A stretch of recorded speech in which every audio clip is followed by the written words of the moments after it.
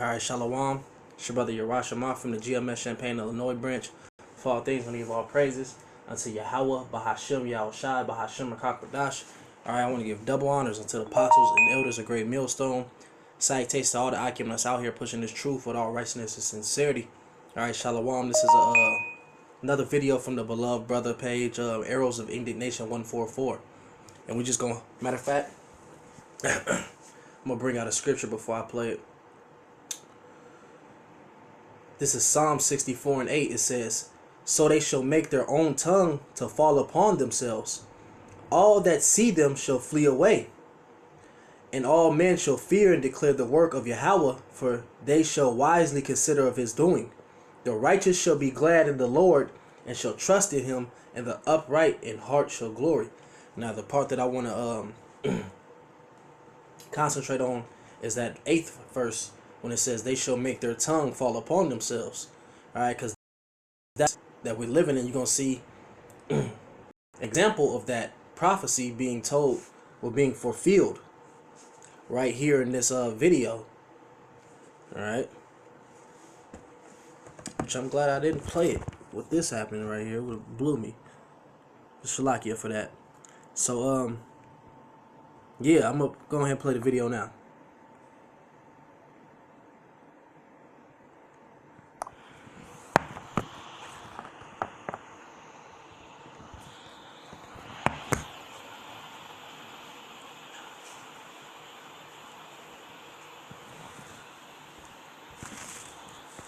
In America today, you see a very large movement of African Americans who say that they're the real chosen people, that they're the children of Israel, they're the Judeans.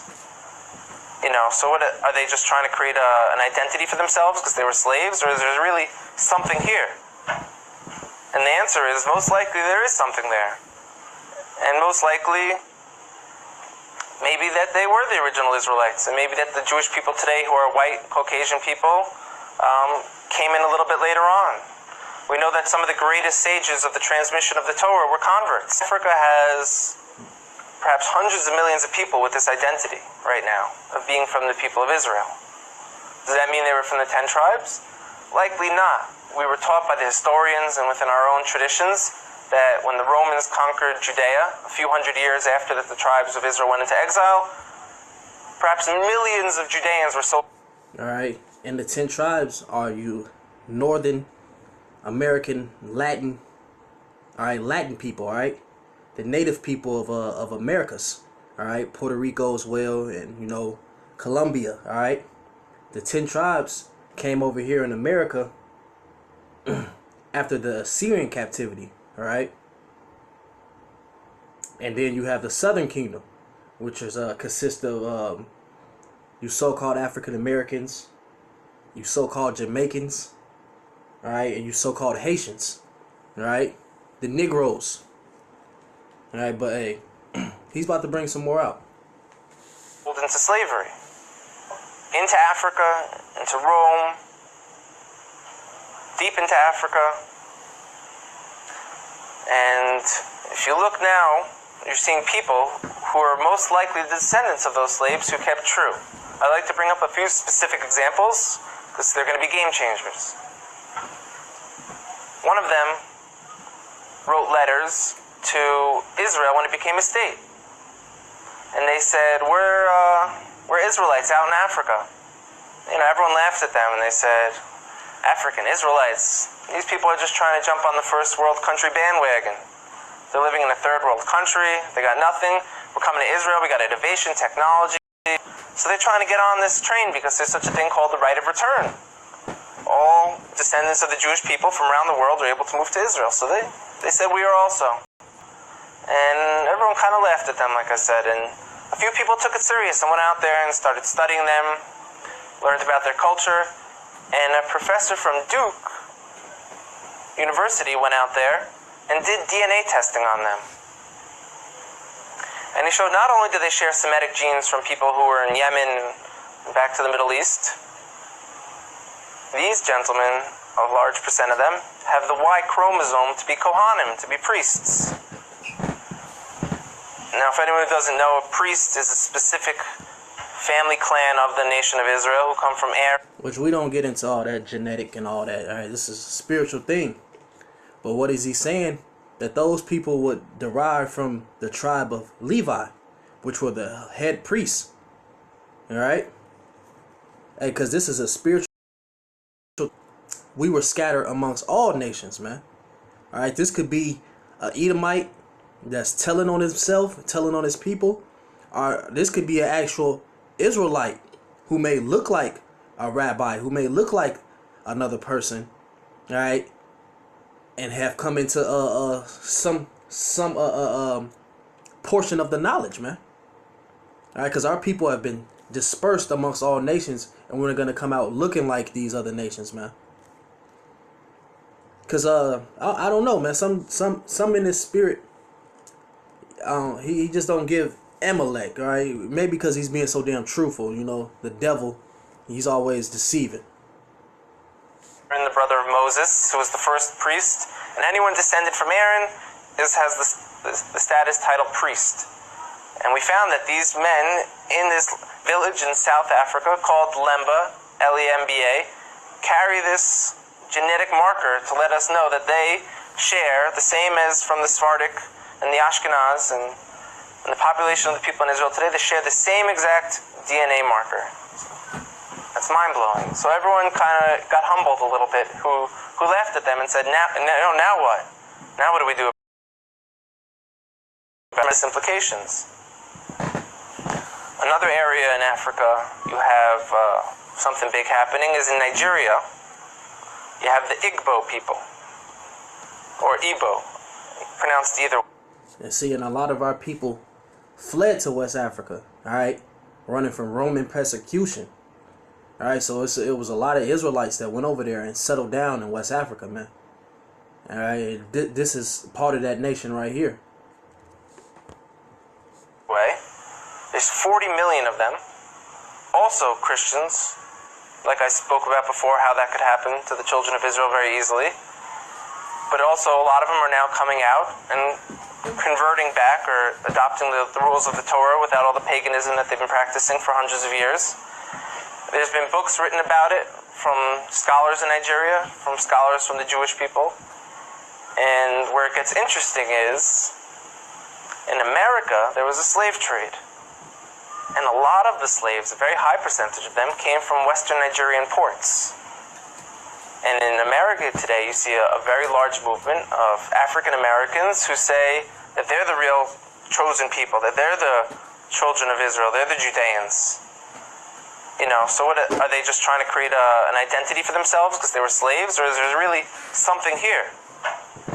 And the answer is, most likely there is something there. And most likely, maybe that they were the original Israelites, and maybe.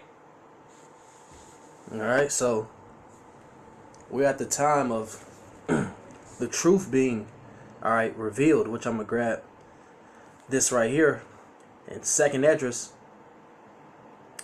6:28. It says, "As for faith, it shall flourish.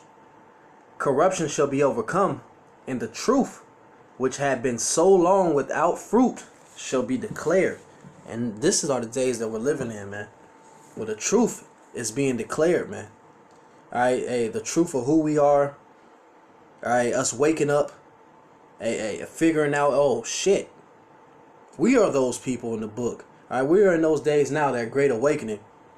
And as he said, man, millions, man, because Israel is as the sea of the sand, man. It's a lot of each tribe. Can be acquainted to his own nation. All right, it's a lot of us, man, and we have been.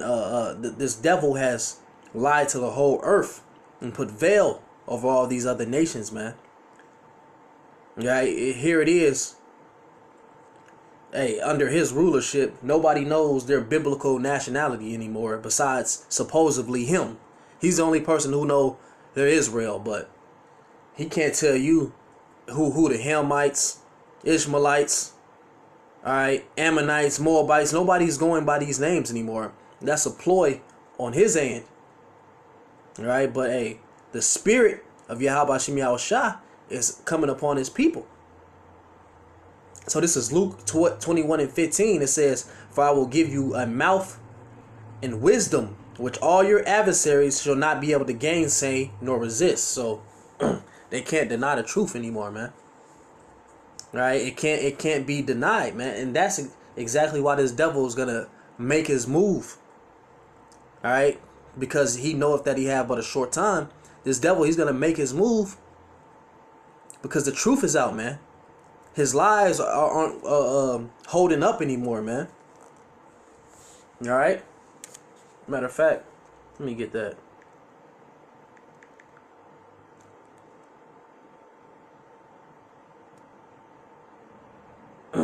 For this 2 Corinthians 10:4 says, "For the weapons of our welfare are not carnal, but mighty through Yahweh to the pulling down of strongholds." All right, so all those lies and them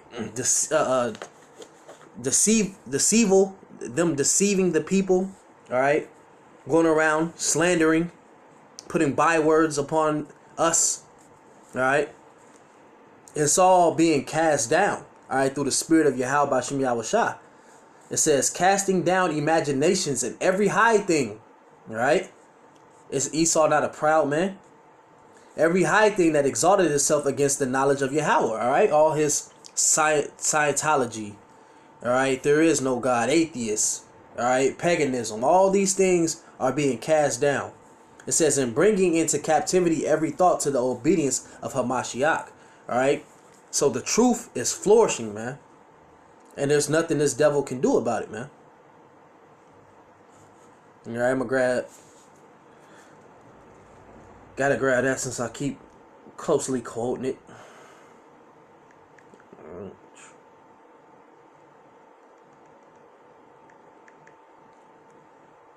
2 Corinthians 13:8. For we can do nothing against the truth, but for the truth. All right, so it's nothing that can be done, man, to quench the Lord's words. All right, it's here. All right, we're here, man, and our people are waking up, man. Hey, with that comes a lot of destruction, man. So you have to get right with the Heavenly Father, because with us waking up in such a large multitude, when the elect are sealed, all right, those four winds, the angels holding those four winds of destruction, all right, are going to be let loose. And if you're not sanctified, all right, have that mark of exemption from on high, you will be caught off in that, and you will perish. So this is Baruch 2:30. It says, "For I know that they would not hear me, because it is a stiff-necked people. But in the land of their captivities, they shall remember themselves." And these are the times that we're in, man. All right, so call log Yahweh Ba'ashem Yahushai. All right, double honors to the apostles and elders of Great Millstone. Until next time, Akim, Shalom.